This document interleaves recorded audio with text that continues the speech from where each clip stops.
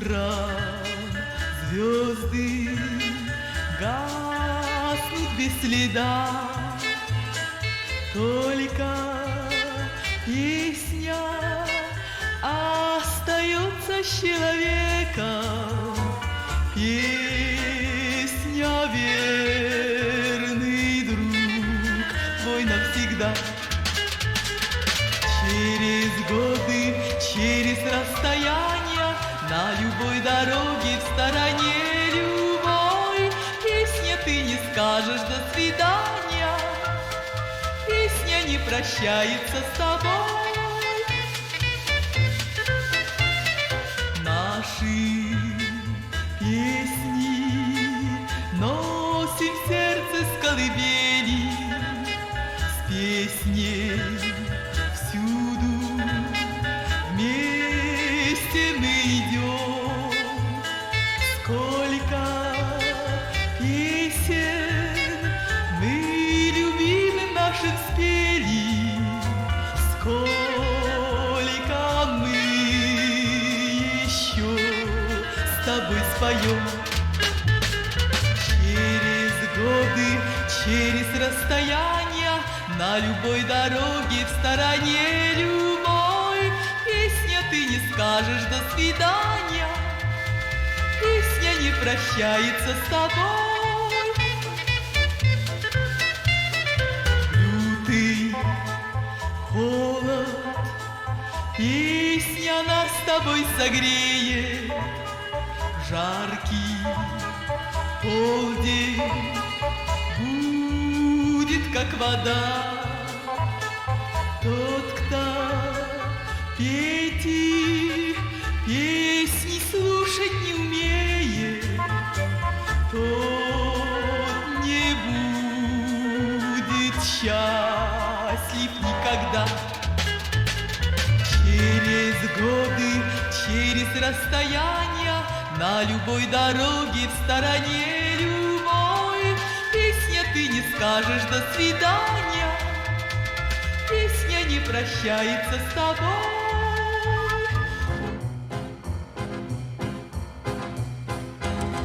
У моря, у синего моря, со мною ты рядом со мною, и солнце светит, и для нас с тобой целый день поет прибой.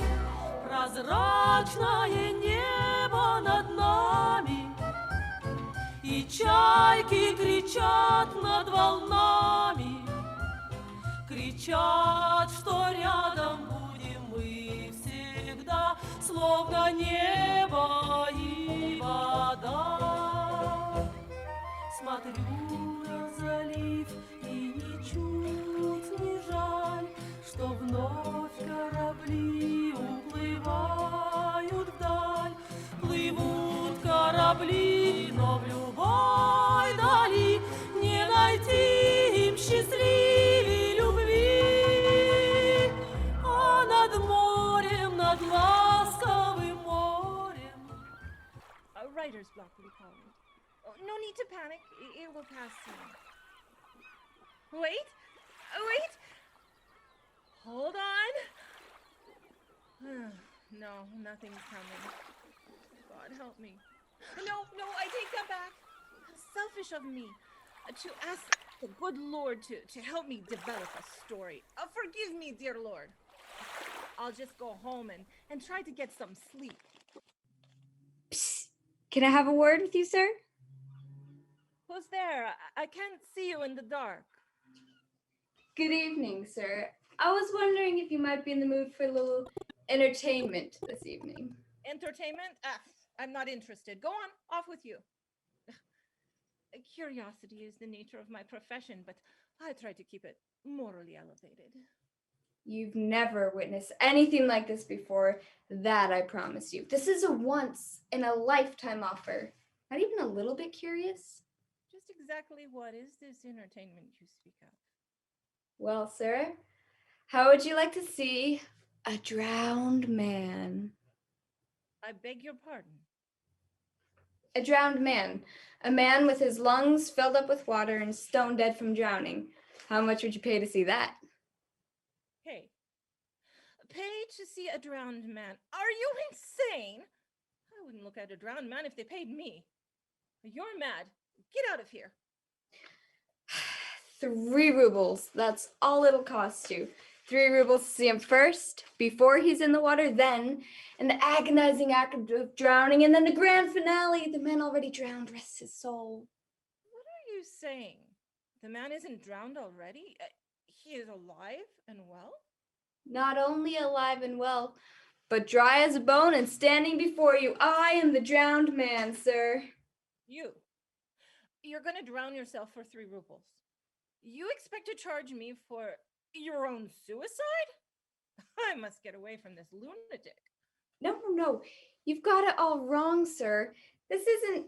I don't actually drown. I impersonate a drowned man. I jump into the icy, cold water, splash around a bit, flail my arms, yell for help a few times, go under, bubble, bubble, bubble, and then come up floating head down, all puffy like. It sends a chill up your spine. 3 rubles for individual performances, special rates for groups. Show starts in 2 minutes. I can't believe I'm actually discussing the price of admission to a drowning. You missed the whole point, sir. This isn't some cheap thrill. It's a rich tableau filled with social implications, a drama, not tragic, but ironical in view of its comic features. Comic? What's comic about it? Well, sir, I blow my cheeks up, bulge my eyes out, and yell in a high, squeaky voice. Sounds like a pig squealing. I'm the only one on the waterfront who can do it. Do you actually expect me to hear an underwater pig squealer? I've just had a very successful season, sir. Sold out in August. What do you say, sir? You want me to book you now for the dinner show? What do you mean, dinner show? Well, I jump in, flail around, and throw you a nice fish. Why do I stand here listening to this? There is a police officer now. If you don't leave me alone, I'll have you arrested for soliciting. I'm not soliciting. I'm in the maritime entertainment business. Drowning is not maritime entertainment. You're a waterfront lunatic. Officer! I'm going. Tell you one thing, the drowning business is not what it used to be. Can I help you, sir? There's a man there. They're behind the docks. He's been pestering me all evening. I shouldn't be surprised if he were deranged. A lot of bad characters around these docks at night, sir. A gentleman like you shouldn't be wandering about here. What was he pestering you about? Well, I'm warning you. You're gonna think it's strange. He wanted to charge me 3 rubles to watch him drown. Can you imagine? Strange. It's outright thievery.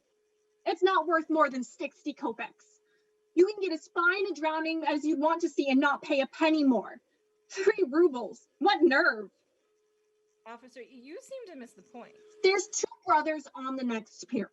For 1 ruble each, they'll give you a double drowning. You have to know how to bargain with these men, sir. Get your money's worth. It's not a question of price. 3 rubles. Why, the other day, right over there, 14 men acted out an entire shipwreck for 3 rubles. 60 kopecks, that's all I pay for a good drowning. Stick to your price, sir, and have a nice evening. It's come. It's finally come at last. The day the world has gone mad. Psst. Psst. The officer's gone. What did you tell him, sir?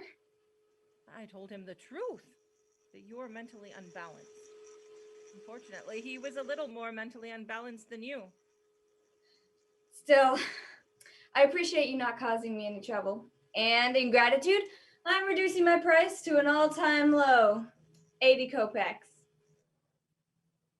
80? 80?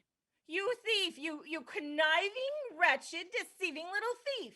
What? I won't pay you more than 60. 60? 60 kopecks for a drowning, but where is my profit? My towels cost me 40 and another 40 for the fellow who fishes me out. I'd be losing money on it, sir. What's the point? I might as well stay under. You can't cheat me, sir. 60 kopecks for the drowning. Take it or leave it. You're a hard man, sir, a hard man. 60 kopecks it is. I pray to God my son does not want to become a drowner. 30, 40, 50, 60. There's your money. Now, where shall I stand? Right on the edge of the dock, sir, right up close. That's where you'll see all the action. Oh, I almost forgot. When I come up for the third time, yell at the top of your lungs, Popnishki. Popnishki. Who's Pubnishki? Well, he's the fellow who jumps in after me. I can't swim, sir. You can't swim. Are you trying to tell me that you're going to drown without knowing how to swim? That's what makes it so exciting. Popnishki always waits till the very last second before jumping in and pulling me out. He's in the restaurant, sir, having a drink. Popnishki. Don't forget the name. Well, I hope you enjoy the show. If you like it, tell your friends. In the soup, as we say. Help! Help, I'm drowning! Over here, a little towards me. I can't see you too well there. Help! Good, very good. Yes, well, there's enough of that. I don't want to see that part anymore. Can you drown now? I don't have all night. Do you hear me? I'd like to have you drown now. Oh, where the devil is he? Oh, there you are. That's the third time, isn't it? Good heavens, what was that fellow's name?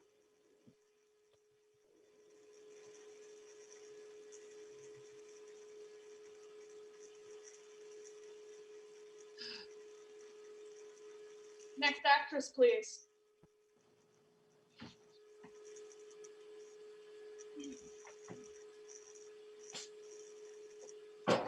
Oh.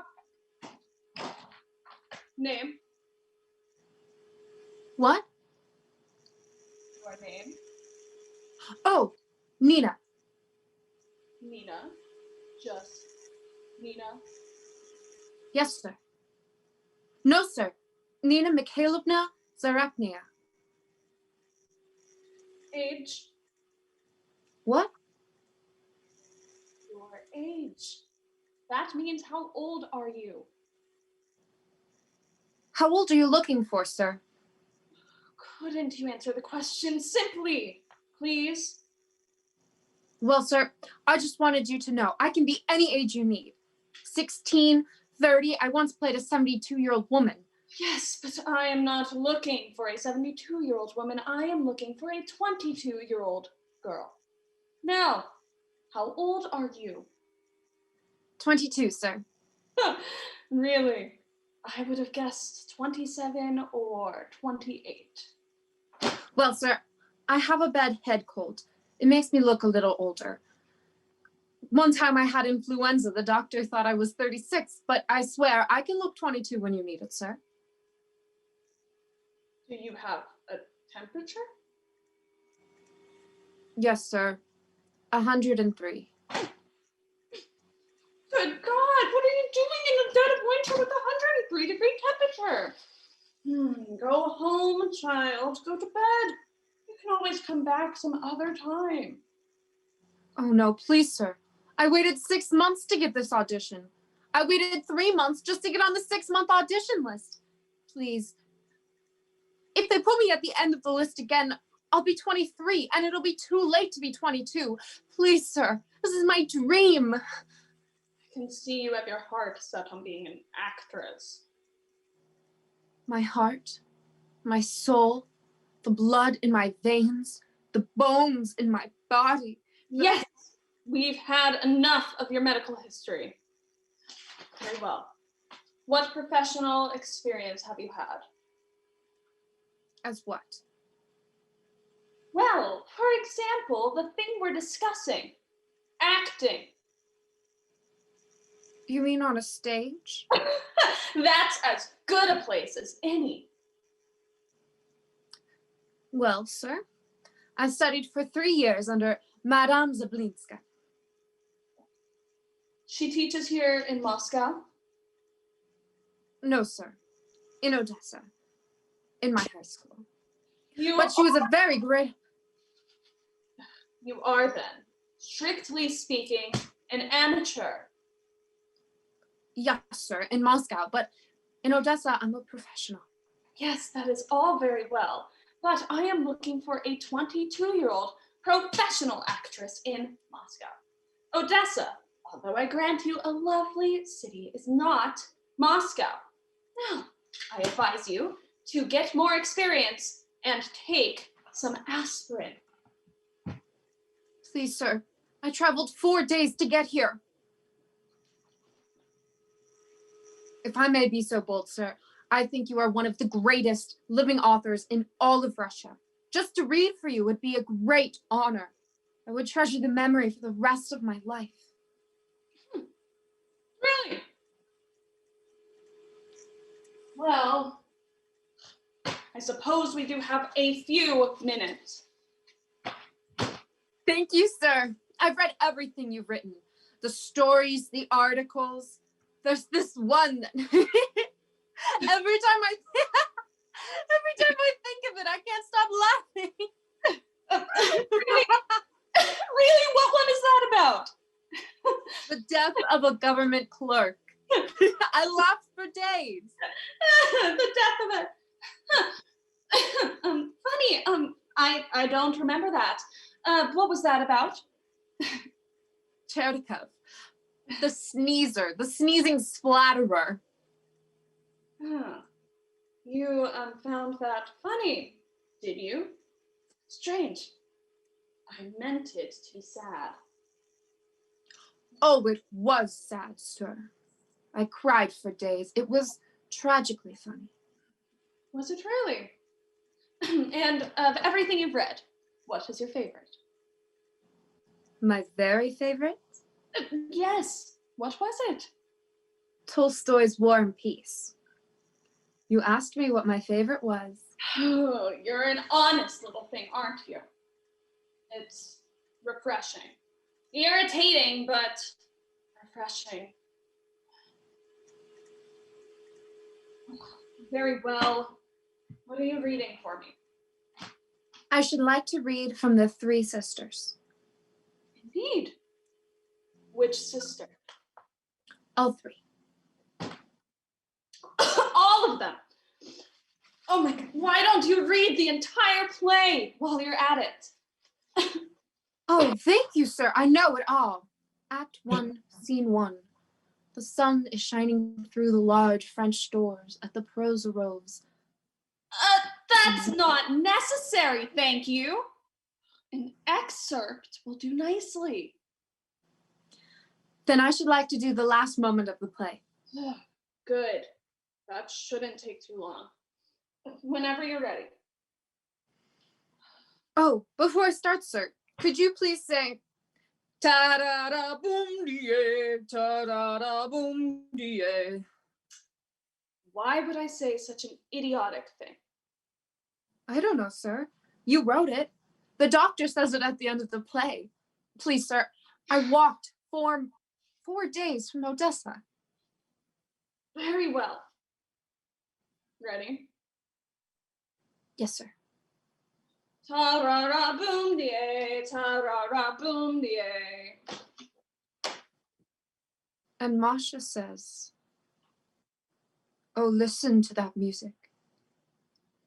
They are leaving us now. One has gone for good, forever. And we are left alone to begin our life over again. We must live. We must live. And Irina says, a time will come when everyone will know what all this is for. Why there is all this suffering, and there will be no more mysteries. But meanwhile, we must live. We must work. Only work. Tomorrow I shall go alone to the school and teach and give my life to those who need it most. Now it is autumn. Soon it will be winter, and snow will cover everything. And I shall go on working.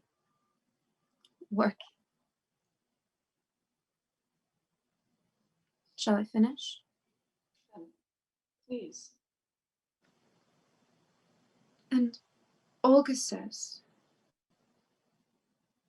the music plays so gaily, so valiantly. One wants to live. Oh my God, time will pass and we shall be gone forever. Our faces will be forgotten, our voices, how many there were of us. But our sufferings will turn into joy for those who come after us. Happiness and peace will come to this earth, and then they will remember kindly and thank those who are living now. Oh, my dear sisters, it seems as if just a little more, and we shall know what all this is for. Why we work, why we suffer, why we live, why we love. If only we knew. If only we knew.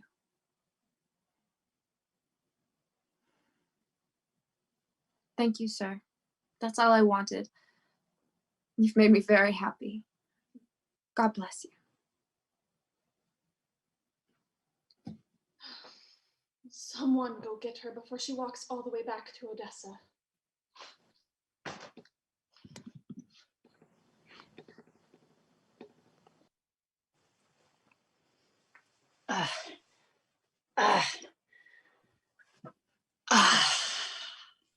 Good morning, Mr. Kusunov. Oh, please lower your voice. Sorry, sir. It's just that my gout is acting up again and my nerves are like little firecrackers. The least little friction can send them off. It's been very painful, sir. Yes, combing my hair this morning was agony. Mr. Kusunov, Yes, what is it, Pochotkin? there is a woman who insists on seeing you. We can't make heads or tails of her story, but she insists on seeing the directing manager. Perhaps if you're not well. Oh, no. The business of the bank comes before my minor physical ailments. Show her in, please, quietly.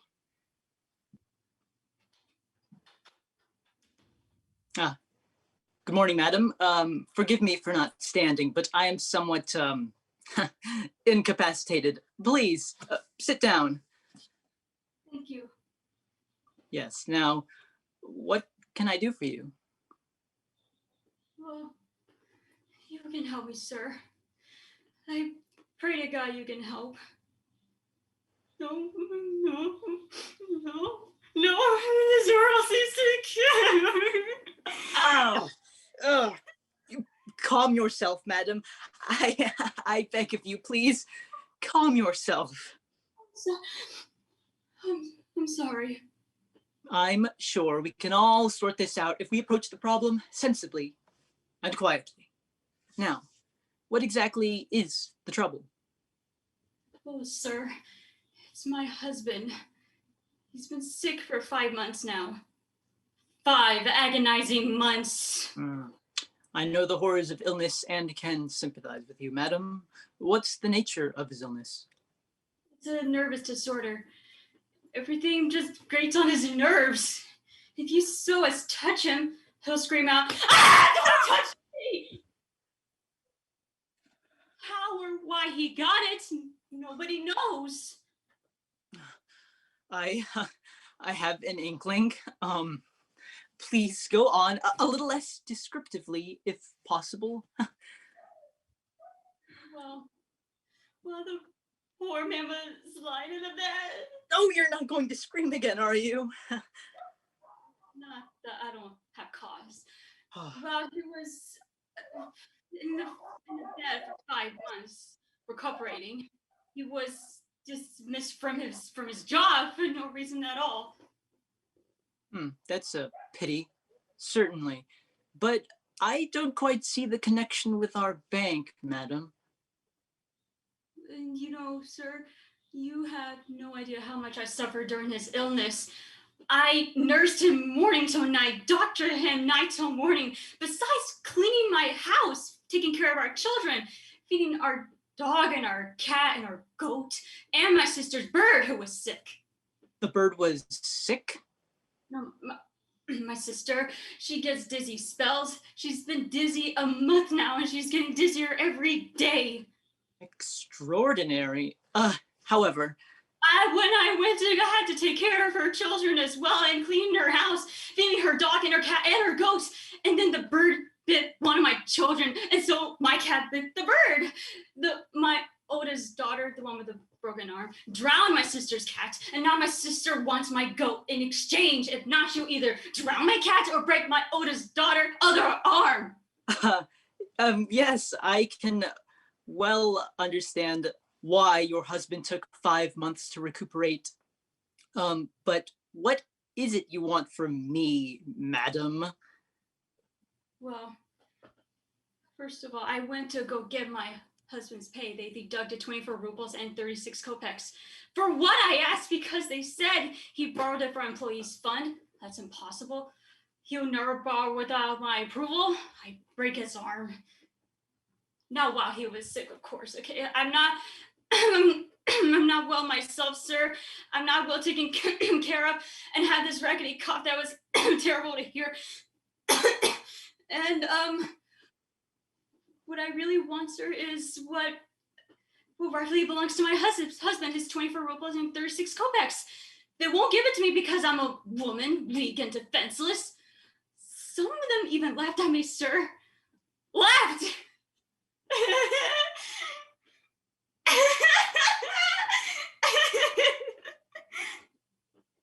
Where's the humor, I wonder, in this poor defenseless creature like myself? None. None. None. I see none at all. However, madam, I don't wish to be unkind, but I'm afraid you've come to the wrong place. Your petition, no matter how justified, has nothing to do with us. You'll have to go to the agency where your husband was employed. What do you mean? I've been to 5 agencies already, and none of them even listen to my pretensions. Oh my God, they lose my mind, and oh, the hair is coming out of my head. Look at it. Look at it by the fistful. Don't tell me to go another agency. Please keep your hair in its proper place, madam. Now, listen to me carefully. This is a bank. A bank. We're in the banking business. We bank money. Funds that are brought here are banked by us. Do you understand what I'm saying?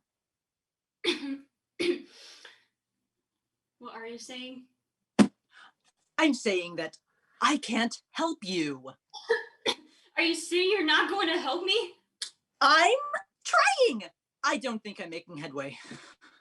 Are you saying you don't believe in my husband is sick? Here, sir. Here. Here's a doctor's certificate. There's a proof. Do you still doubt that my husband is suffering from a nervous disorder? Not only do I not doubt it, I would swear to it. Look at it. You didn't even look at it. Oh, it's really not necessary. I know full well how your husband must be suffering. What's the point of the doctor's certificate if you don't look at it? Look at it! Yes, I see your husband has a nervous disorder. Yes, it says so right here on the doctor's certificate. Yes, well, you've certainly had a good case, madam, but I'm afraid you've still come to the wrong place. You lie to me, sir. I took you as a man of your word, and you lied to me. I lie? When? You said you read the doctor's certificate. You couldn't have me read the description of my husband's illness when he was fired unjustly. Don't take advantage of me because I'm a weak, defenseless woman. Do me a simple courtesy of reading the doctor's certificate. That's all I ask. Read it and I'll go. What's the point in reading something twice when I've already read it once? You didn't even look at it. You just looked at it. I read it in detail. You read it too fast. Read it slower. I don't have to read it slower. I'm a fast reader. Maybe you didn't absorb it. Let it sink in this time. I absorbed it. It sank in. I could pass a test on what's written here, but it doesn't make any difference because it has nothing to do with our bank. Did you even read the part where it says he has a nervous disorder? Read that again and see if I'm wrong. Oh, yes, I see your husband has a nervous disorder. My, how terrible. Only I can't help you now. Please, go. Did I tell you I was fasting? I haven't eaten in 3 days. I want to eat, but nothing stays down. I had the same cup of coffee 3 times today. Potato! I'm scared at bones. I faint at least 8 times. 8 times. It happens. What is it, Mr. Kisnov? What's wrong? Get her out of here. Who let her into my office? You did, sir. I asked and you said show her in. I thought you meant a human being, not a lunatic with a doctor's certificate. He didn't even read it. I gave it to him, but he threw it back in my face. You look like a kind human being. Here, you read it and see if my husband is sick or not. I read it, madam, twice. Me too. I had to read it twice, too. You showed it to me outside. You showed it to everyone outside, even the doorman. You just looked at it. You didn't even read it. Don't argue. Read it, Pochotkin. Read it so we can get her out of here. Oh, yes, it says your husband is sick. Now, will you please leave, madam, or I'll have to get someone to remove you. Yes, yes, good. Remove her. Get the doorman and 2 of the guards. Be careful. She's as strong as an ox. You touch me, I'll scream so loud they hear all over this city. You lose all your depositors. No one will even come to the bank where they beat weak, defenseless woman. I think I'm gonna faint again. Weak? Defenseless? You are as defenseless as a charging rhinoceros. You are as weak as the king of the jungle. You are a plague, madam. You are a plague that wipes out all that crosses your path. You are a raging river that washes out bridges and stately homes. You are a wind that blows villages whoosh, over mountains. It is women like you who drive men like me to the conditions of husbands like yours. Are you saying you cannot help me? Strike her! Beat her, Pochotkin! I give you permission to knock her down! Beat some sense into her! You see how I'm being abused? You want to hit you an orphan mother. Madam, if we can discuss this in my office. What? Get your hands off me. Help! Help me, oh merciful God, they're beating me! Beating you, I am just holding your arm. Beat her, you fool! Kick her while you've got the chance! Oh, we'll never get her out of here! A curse! A curse! A curse on you! A curse on you and your depositors! May the money in your vaults turn to onions. May the gold in your cellar turn to potatoes. May the rubles turn to radishes and your kovacs to pickles! Stop! Stop it! Stop! Stop! Stop it! Stop! Stop. I beg of you. Pochotkin, give her the money. Give her what she wants. Give her anything. Only get her out of here.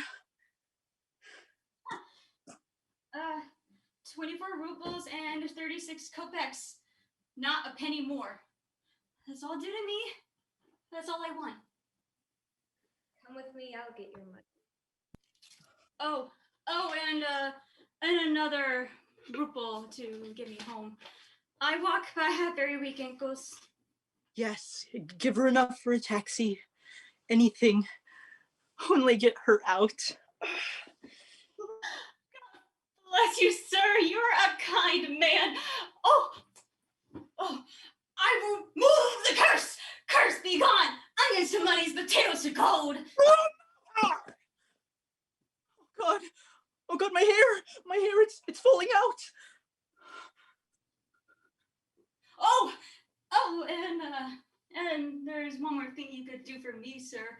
I'll need a letter of recommendation so my husband can get another job. Don't bother yourself about it today. I'll be back in the morning. God bless you, sir.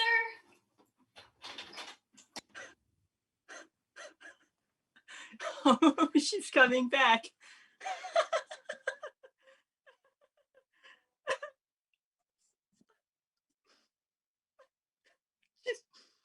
She's coming back. No, she's coming back. No.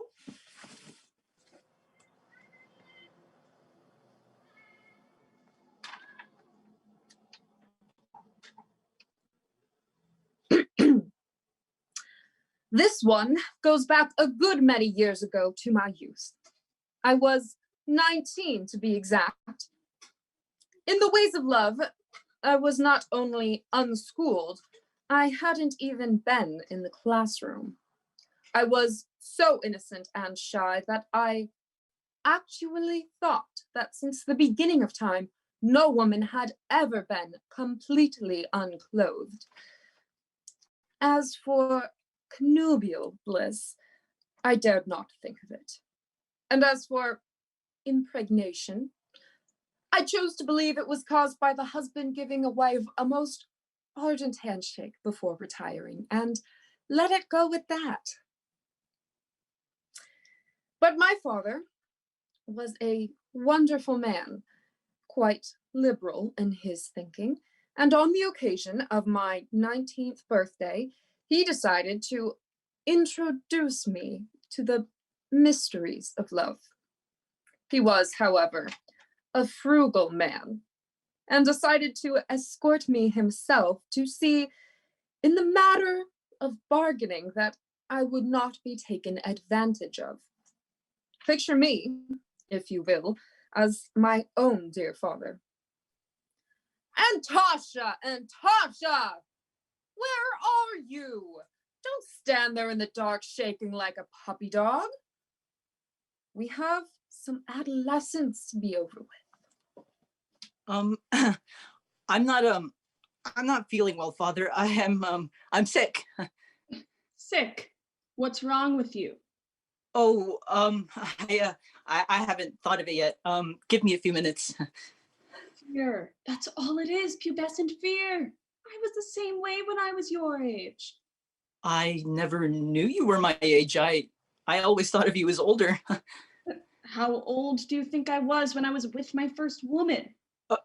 You were with a woman, Father? Certainly, I was with a woman. All men who become fathers have been with a woman at some point in their life. The same woman?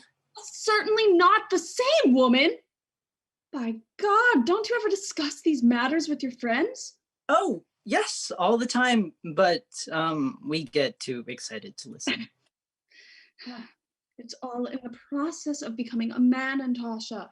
First, you learn to walk, then you learn to talk. And now it's time to learn this. Are you sure, Father? I mean, I'm not really walking and talking all that well. Natasha, we can't afford to delay any longer. I don't want you becoming an old man waiting to become a young man. Father, I don't think we're going to find any women of high moral character around here. We're not looking for high-moral women. There are too damn many high-moral women around the world as it is. That's why so many high-moral men like us have to come to places like this. Now let's get on with this business. Can I hold your hand, Father? Certainly not. You can't go in there to become a man holding your father's hand. And Tasha, we don't have all day. I told your mother we'd be home by 9 o'clock. Now you have exactly an hour and 10 minutes for you to mature. You mean You told Mother where we were going? You think I'm so insensitive? No, I told her we were going out for a walk just to get some nice air. Wait, but won't she become suspicious when she notices that I've come home all grown up? It doesn't show, Anton. You don't get spots like the measles. You might have a small smile on your face, that's all. Now come along. Father, aren't there other ways to become a man? Couldn't I grow a mustache? Natasha, tell me the truth. If you'd rather not go through with it, I'll take you home. Yeah, take me home. I see. Very well. We'll go home. You can get in the tub and play with your sailboats until you're ready. Oh. Will you be angry with me?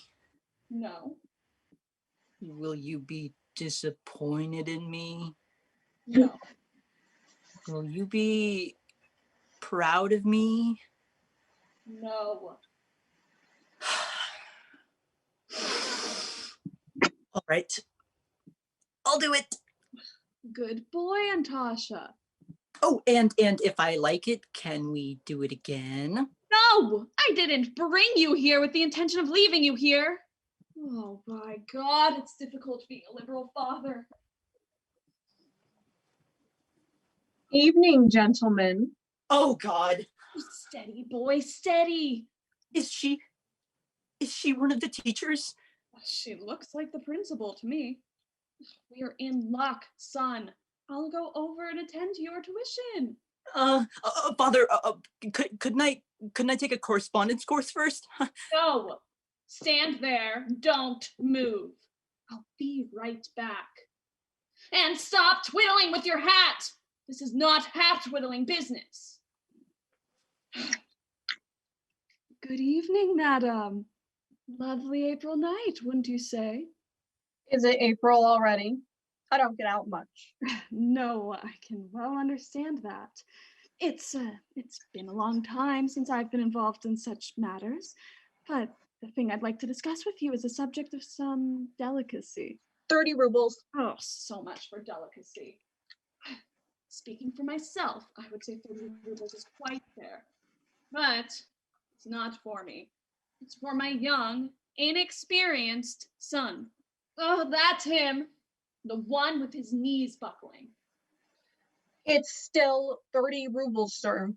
We don't have children's prices down here. Oh, certainly not. But 30 rubles does seem a bit high for a boy of 19.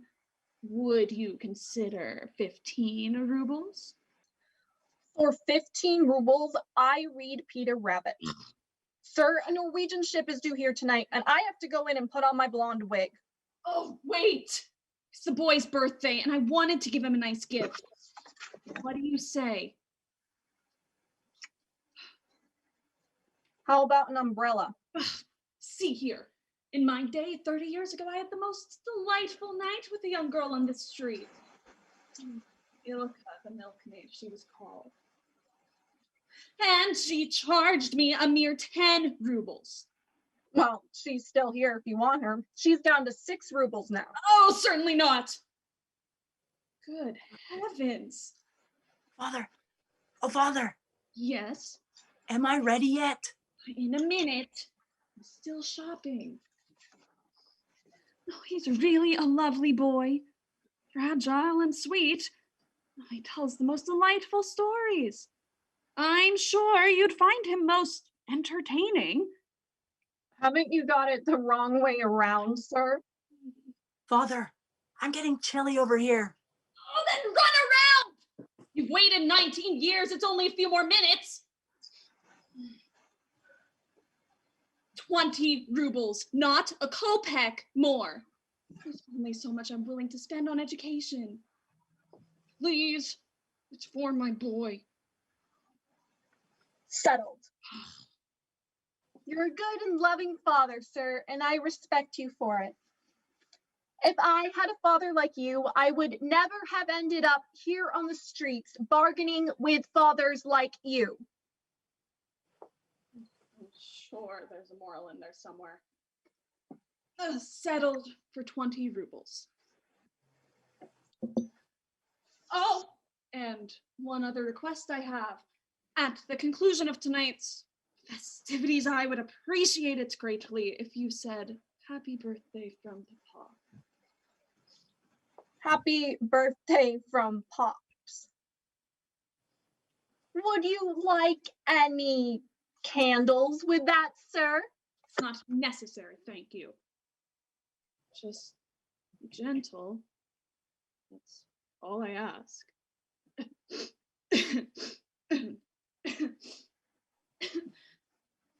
Oh, good heavens, a tear! What a thing to cry over. I'll wait upstairs. 2 flights up, second door on the left. I'll be gentle, sir. Thank you. The girls nowadays seem to be so much more understanding. May I say, it's men like you who make me proud to serve in my profession.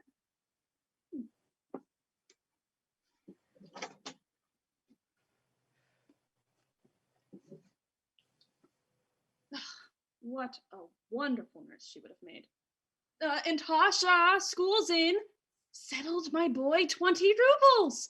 You have to know how to bargain with these people. Well, off you go, 2 flights up, second door on the left. I'll wait out here. Don't rush. Do I say anything to her, father? Like what? Like, hello? Hello would be nice. Goodbye would be good too. Go on, she's waiting. Aren't there any other instructions you want to give me? That's what I'm paying her good money for. The questions you ask. Now go on before I have to pay her overtime. Yes, father, yes, I'm going. I'm going. What is it now? It's funny, but when I come down those stairs, I won't be your little Antasha anymore. I'll be Anton the man. Well, thank you, father. Goodbye. Wait. Yes, father? I was just thinking. Wouldn't you rather have a nice umbrella? There's plenty of time next year to become a man. If you wish, Papa. Yes, yes, Papa.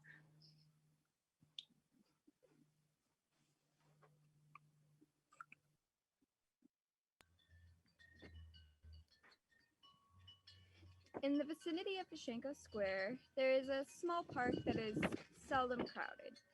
It's a rather lovely, peaceful, and quiet setting.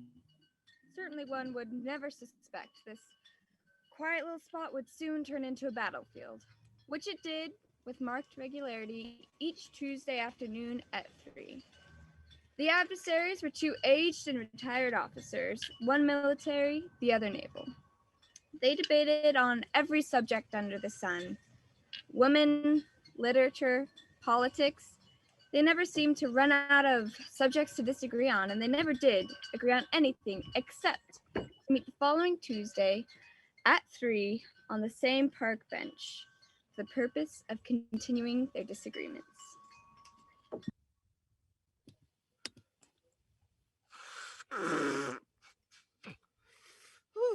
Cool weather we are having today.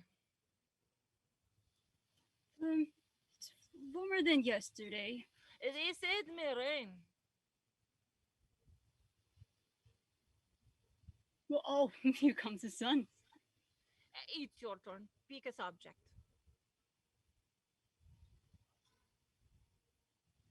I've got one. A good one? My opinion. What's the subject? Lunch. Lunch. Your subject is lunch? My turn, isn't it? I picked lunch. Not much of a subject, in my opinion. Does that mean you concede? I concede nothing. I merely state it's a poor subject. But I accept a challenge. If it's lunch, it's lunch. Start. Okay, are you ready? Would I say start if I weren't ready? Start means I'm ready. Go ahead. Start. Very well. Appetizers. Oh, appetizers, right? To start up a good lunch, the best appetizer is herring. Wrong. Wrong. Herring is not the best appetizer? It's good. I didn't say it wasn't good, but not as good as caviar. You're wrong. Caviar is too rich for an appetizer. It should be reserved in a special occasion with a little champagne. A snack? Da. But an appetizer? Never. Are you telling me that fresh caviar, lemon juice, finely chopped eggs, raw onions, garnished with parsley, and served on a lightly salted wafer thin biscuit is not a good appetizer? Do you wanted to compare with do you want to compare it with a herring, a white cream sauce, marinated onions, two large black olives that sits on either end of the plate, sprinkled with dill, and the end piece of a fresh baked brown bread to soak up the dripping of the herring, the onion, and the dill into one final succulent mouthful? Huh? You argue well. I concede the appetizer. Thank you. Let's move on to the soup. Yeah, I don't think we'll have an argument here. Borscht. Borscht. For soup, you pick an ordinary dish of borscht. Oh, not in a dish, in a bowl. And there's nothing ordinary about a piping hot borscht prepared with sweet sugar beets, Ukrainian style with ham and country sausages, and topped with thick, wet sour cream. Are you prepared to challenge a soup like that? I would sooner have a cabbage soup steaming from the pot with thick chunks of boiling potato and a glob of tender meat still hanging from the bone. Wait a minute. I'm not talking about your run of the mill, ordinary, everyday, certain restaurant borscht. Huh? I am talking about peasant borscht, the kind you eat with a pound of hot cornbread in one hand and in the other a thick, heavy wooden spoon. A wooden spoon? You didn't mention a wooden spoon before. I can see the soup. Accepted. How do we stand? You won the appetizer. I won the soup. And up to here is very close to lunch. Next course. The next course is fish. Fish. Oh, well, we can forget about the fish. I don't care for fish. Whatever fish you choose is fine with me. So you concede the fish? Mention a fish, and I will concede it. Pike. A nice piece of pike. Carp is better. I thought you didn't like fish. Maybe it's the fish that you like that I don't like. You're purposely doing this. You accuse me to be false to my taste? You dishonor me. I dishonor no one. I call for stalemate on the fish. Double stalemate. Next course. Boiled beef, your turn. Boiled beef? I could challenge a boiled beef with a small partridge. I could challenge it with a brace of quail. I could challenge it with a firm, young, roast turkey. Ah, a roast turkey? You may have something there. But I'm not going to do it. Huh? I challenge boiled beef with a duck. A duck? I didn't think of the duck. How do I overlook of the duck? What kind of duck? A duckling. A round, plump young duckling. One that has had the taste of ice during the first frost. Then it is roasted.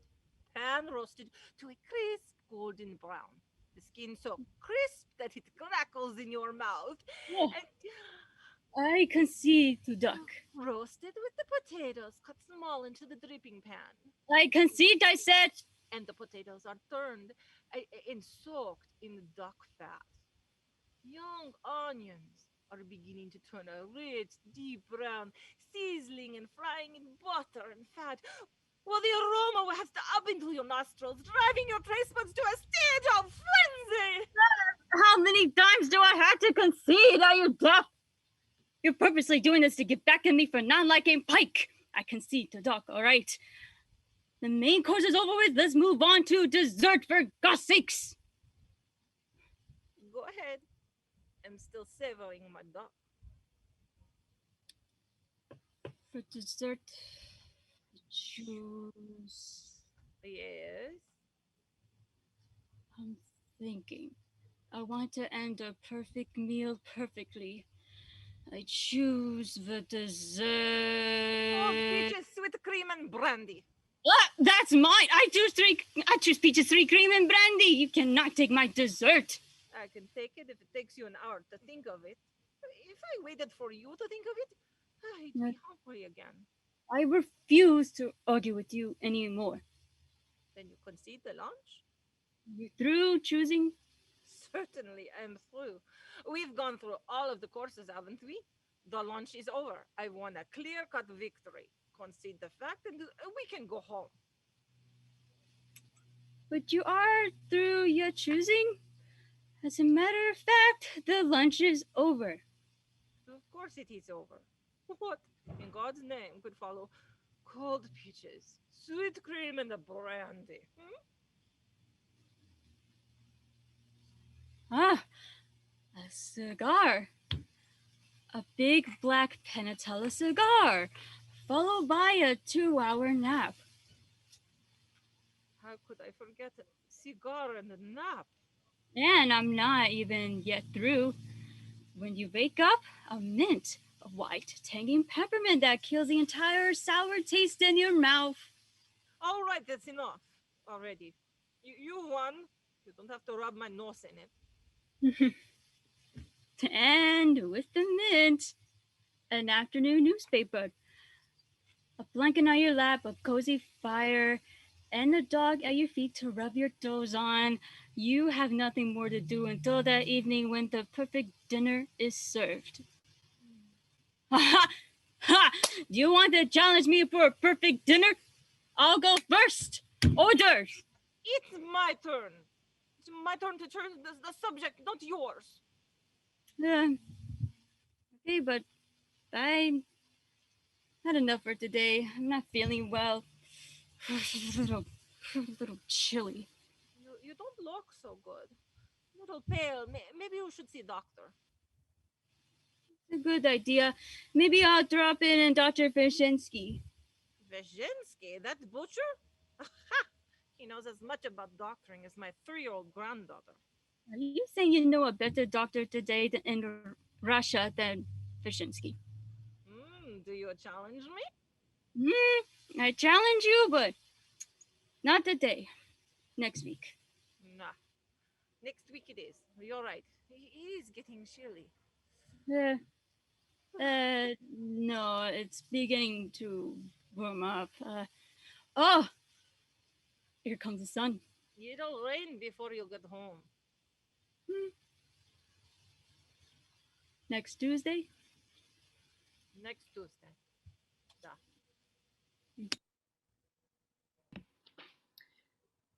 With all the characters I've shared with you today, I feel as if I've robbed my friends of a precious life fluid.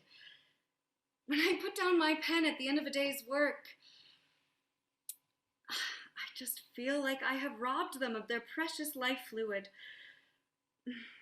But before I go, what was it that we were talking about earlier, before the story of Cherkadov? I remember. I was going to tell you what I most wanted to do with my life.